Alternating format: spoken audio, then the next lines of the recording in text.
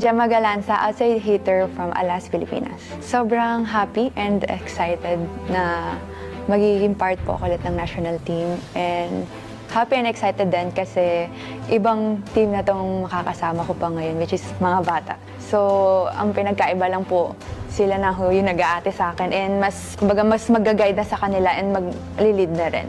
Kung manalo man ho kami, sobrang siguro halo-halo na kakabahan, magiging masaya, excited. Ano yun, sobrang gulo talaga ng feelings na mafe-feel ko if mangyari man ho yun. Kasi first time, syempre na mangyayari yun. And nakaka-overwhelm talaga yung support ng Filipino fans sa volleyball. Kasi dati pa naman, madami na. Pero ngayon, grabe, nakakapuno tayo ng sobrang malalaking arena.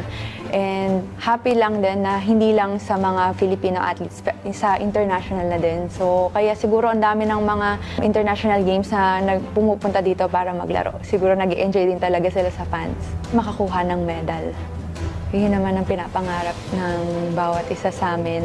Makukuha naman namin yun kung magsasama-sama kami at iisa ang minimiti, di ba? So, sisimulan namin yun sa trainings namin everyday.